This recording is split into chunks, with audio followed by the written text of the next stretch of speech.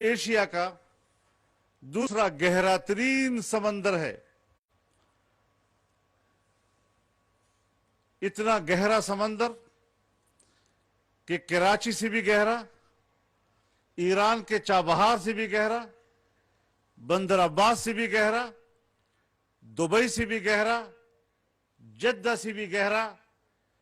اتنا زبردست ہمارا بحری بندرگاہ.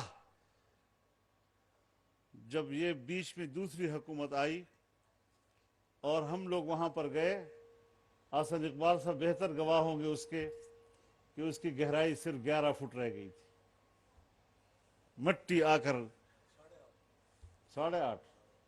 آپ اندازہ لگائیں کہ کہاں وہ کیفیت، کہاں ترقی کا وہ تصور، کہاں اس بندرگاہ کی وہ اہمیت، اور کہاں یہ کہ 8 اور 11 فٹ پہ ہمارے پانی کی گہرائی رہ گئی تھی. اب اس کو دوبارہ گہرا کرنے کے لیے کام شروع ہے. کہاں سے کہاں ہمیں پہنچا دیا گیا، اور اس کے باوجود بھی دعویٰ ہے کہ ہم سے بہتر کوئی نہیں. میرے محترم دوستو،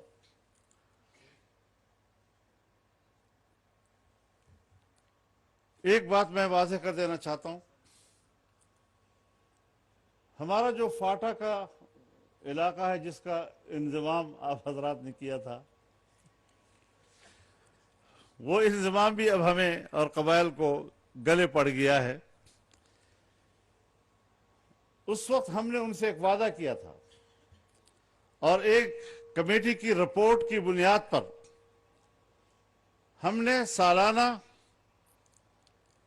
100 ارب روپے اور 10 سال تک ہر سال 100 ارب روپے دینے کا فیصلہ کیا تھا.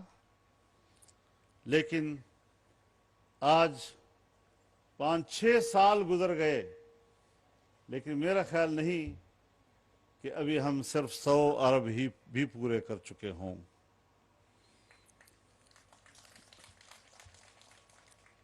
لوگوں کے مکان گر گئے، تباہ و برباد ہو گئے، لیکن آج تک ہم ان کے مکانوں کی بحالی نہیں کر سکے.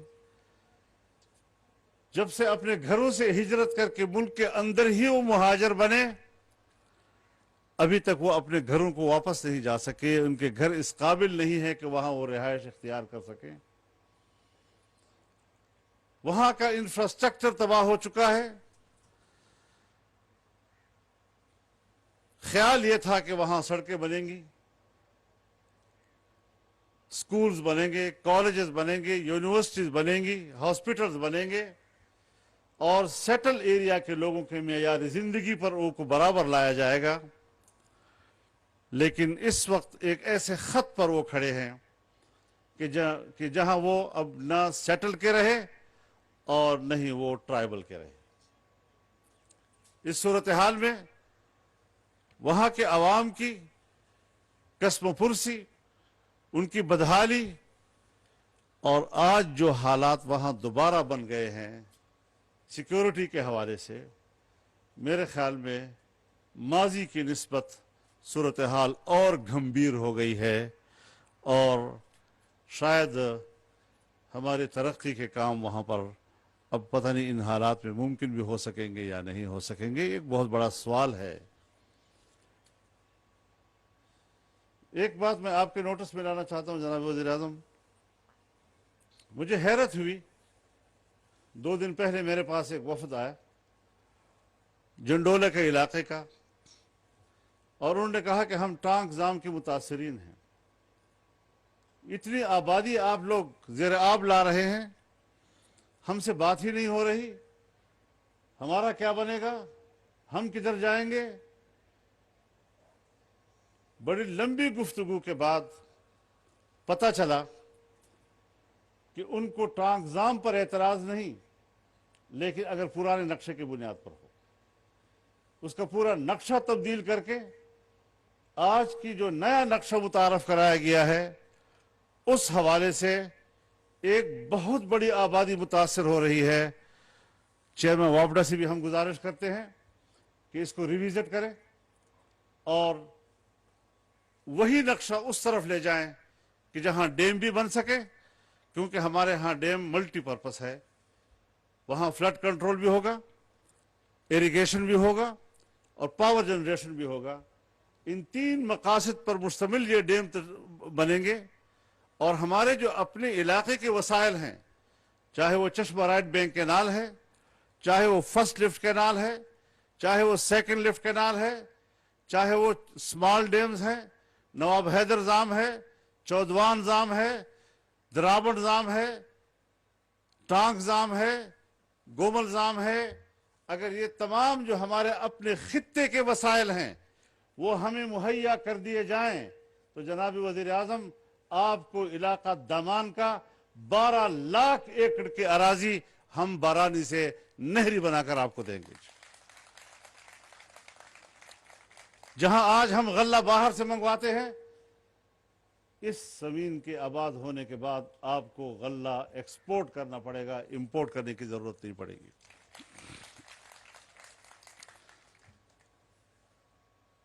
باقی رہی ملک کی سیاست، یقیناً آج جو ہمارے دوست ہیں، چاہے غیر مسلم دنیا ہو اور چین اس میں ہم سب سے قریب ہو، چاہے مسلم دنیا ہو اور سعودی عرب ہمارے سب سے قریب ہو، آج ان کا اعتماد بحال کرنے میں ہمیں دقت محسوس ہو رہی ہے۔ پاکستان کو اس وقت بیرونی امداد کی ضرورت ہے، اور بیرونی امداد پاکستان کی اس وقت بقا کا مسئلہ ہے، لیکن ہم نے بین الاقوامی برادری کے اعتماد کو اس حد تک تباہ و برباد کر دیا کہ آج باہر کی دنیا تو کیا آپ کے ہاں سرمایہ کاری کرے گی، اپنے ملک کا سرمایہ دار، اپنے ملک کا کاروباری طبقہ، وہ اپنے ملک میں سرمایہ کاری کے بجائے ملک سے باہر جانے کو ترجیح دے رہا ہے، اپنا پیسہ باہر منتقل کر رہا ہے۔ ہم نے اس اعتماد کو کیسے بحال کرنا ہے، یہ بہت بڑا چیلنج ہے، اور اس کے باوجود ملک میں بے قراری پیدا کرنے کی کوشش کی جا رہی ہے۔ لیکن جناب وزیر اعظم، آپ مطمئن رہیں، جو انرسٹ پیدا کرنا چاہتے تھے، جو بے قراری پیدا کر کے معیشت کی تباہی کا ایجنڈا نامکمل دیکھ کر اسے مکمل کرنا چاہتے تھے، وہ مایوس ہو چکے ہیں، وہ ناکام ہو چکے ہیں، اور انشاءاللہ ناکامی ہی ان کا مستقبل ہے۔ پاکستان ہمارا ہے، اس کا مستقبل ہم سے وابستہ ہے انشاءاللہ، اور اس ملک کی ترقی کی طرف ہم آگے لے جائیں گے۔ ایسے عناصر کے سیاست کا خاتمہ کرنا جس کے پیچھے بین الاقوامی وہ لابیز ہوں جو پاکستان کے ازلی دشمن ہیں۔ جناب وزیر اعظم، ایک تاریخی حقیقت آپ کے سامنے واضح کرنا چاہتا ہوں۔ اسرائیل ایک مملکت کے طور پر پاکستان بننے سے 1 سال بعد وجود میں آیا ہے، اور اسرائیل کے پہلے وزیر اعظم نے جو اپنی خارجہ پالیسی کا پہلا سٹیٹمنٹ دیا تھا، اس میں انہوں نے بڑی صراحت کے ساتھ کہا تھا کہ اسرائیل کا ہدف یہ ہوگا کہ ایک کرۂ ارض کے خطے پر ایک نوزائیدہ ملک کا خاتمہ کرنا ہوگا، نوزائیدہ مسلمان ملک۔ اس وقت ان کا اشارہ واضح طور پر پاکستان کی طرف تھا۔ اور کیوں اس نے پاکستان کو اپنا دشمن کہا؟ اس لیے کہ جب سن 1940 کی قرارداد پاس ہو رہی تھی تو جناب وزیر اعظم اس قرارداد میں واضح طور پر فلسطینیوں کی بے دخلی پر احتجاج کیا گیا، فلسطینیوں کی حمایت کی گئی، اور وہاں پر یہودیوں کی اور صہیونیوں کی نو آبادی کو چیلنج کیا گیا، اس کی مذمت کی گئی تھی۔ پاکستان نے بھی جب اپنا تصور دیا تو ان کے بارے میں بھی اپنا نظریہ پیش کیا، اور جب وہاں ایک ملک بارد وجود میں آیا تو انہوں نے بھی ہمارے بارے میں واضح نظریہ پیش کیا۔ اگر شیطان میرے دادا آدم کا دشمن ہے اور آج بھی وہ میرا دوست نہیں ہو سکا، اور قیامت تک بھی شیطان اس لیے میرا دوست نہیں ہوا کہ میرے دادا کا دشمن رہا ہے، تو اسرائیل بھی کبھی پاکستان کا خیر خواہ نہیں ہو سکتا، اور نہیں پاکستان کی سرزمین سے ان کے لیے خیر خواہی کی بات ہونی چاہیے۔ ہمیں خود اعتمادی کے ساتھ اپنی پالیسی بنانی ہوں گی، ہمیں سود کا خاتمہ کرنا ہوگا۔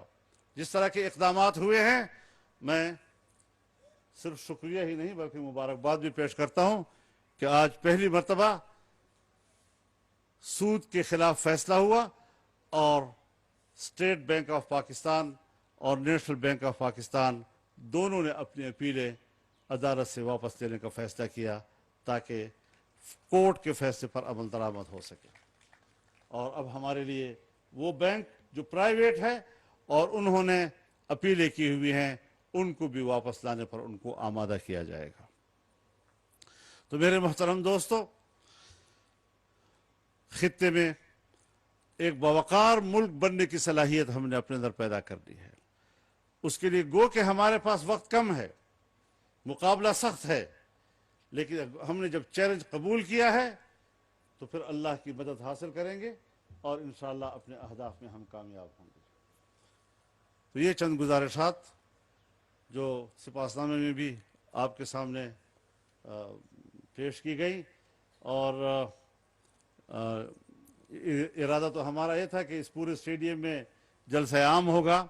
جس طرح میاں نواز شریف صاحب کے وقت میں یہ پورا اسٹیڈیم بھرا ہوا تھا، لیکن کچھ موروثی حالات کے پیش نظر ہمیں اس کو محدود کرنا پڑا۔ آپ تشریف لائے، آپ نے بڑے بڑے میگا پروجیکٹس کے افتتاح کیے، اور ہمارے مطالبات بھی آپ نے سپاسنامے میں سنے، اور مزید بھی ہم آپ سے امید رکھیں گے کہ ہمدردانہ غور ہمارے مطالبات پر آپ کریں گے۔ اور آپ نے ہمیں یہ بھی کہا تھا کہ میں بنوں مستقل طور پر جاؤں گا، تو اگر آج یہاں اس اجتماع میں بنوں سے کوئی ساتھی نہیں آئے یا بہت کم آئے ہیں، تو اس کی بنیادی وجہ یہ ہے کہ آپ نے بنوں کے لیے ایک مستقل سفر کرنے کا عندیہ دیا تھا، جس کے لیے ہم آپ کے شکر گزار ہیں کہ وہاں پر بھی۔ لیکن ساتھ ساتھ میں یہاں پر ایک بات اپنے دوستوں کے سامنے عرض کر دینا چاہتا ہوں کہ یہاں سے تجارتی شاہراہ گزر رہا ہے، سپیک کے معنی تجارتی شاہراہ۔ اب ظاہر ہے کہ اس شاہراہ کے قریب قریب میں ہماری پیداواری صلاحیت میں بھی اضافہ ہونا چاہیے، اور اس کے لیے ضروری ہے کہ یہاں انڈسٹریل ایریاز ہونے چاہیے، یہاں انڈسٹریل پارک ہونے چاہیے، اور کچھ زمین بنوں میں خریدی گئی ہے، کچھ ہمارے ڈیرہ اسماعیل خان میں خریدی گئی ہے، اور ہم یہ بھی چاہیں گے کہ یہ ایگریکلچر ایریا ہے، یہاں ایک ایگریکلچر انڈسٹری کے حوالے سے بھی ہمیں اقدامات کرنے ہوں گے۔ اور ایک طرف ہم سڑک کے ذریعے دنیا میں تجارت کو فروغ دینا چاہیں گے، لیکن یہ خطہ اگر آپ کا سول ایوییشن اس کی اجازت دیتا ہے، وہ خود ہی اندازہ لگا لیں اس پورے خطے میں کہاں پر مناسب وہ سمجھتے ہیں ہمیں ایک انٹرنیشنل کارگو ایئرپورٹ دیں، تاکہ ہم ہوا کے ذریعے سے بھی اور فضا کے ذریعے سے بھی تجارت کو فروغ دے سکیں، وسط ایشیا تک، مشرق وسطیٰ تک، افریقہ تک، اور انشاءاللہ العزیز ایک بڑا تجارتی جنکشن یہ علاقہ آپ کو مہیا کرتا ہے، پاکستان کی ترقی کے لیے خود کو پیش کرتا ہے۔ تو اس پسماندہ سرزمین کی وسیع و عریض خطے کو جو ان کی خدمات آپ کے حوالے کی جا رہی ہیں، امید ہے آپ تہ دل سے ان کی خدمات کو قبول کریں گے اور اس کی ترقی کے لیے آپ معاون ثابت ہوں گے۔ اللہ تعالی ہمارا حامی و ناصر ہو۔ وآخر دعوانا ان الحمدللہ رب العالمین۔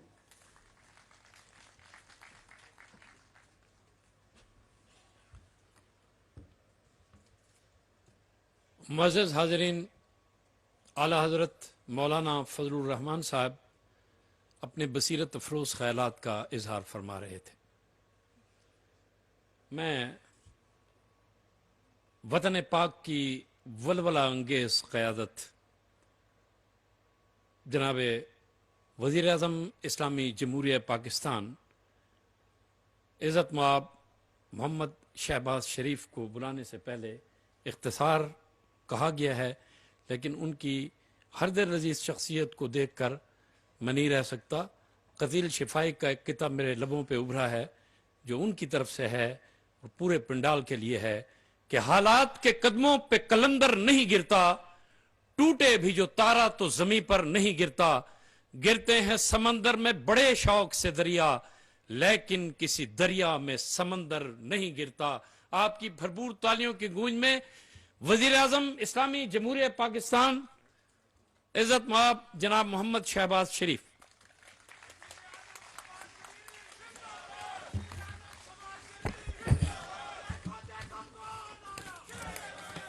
बिस्मिल्लाहिर्रहमानिर्रहीम। बिस्मिल्लाहिर्रहमानिर्रहीम। काबिल एहतराम बस बैठ जाएं, मेहरबानी, शुक्रिया, मेहरबानी। बिस्मिल्लाहिर्रहमानिर्रहीम। जनाब गवर्नर KP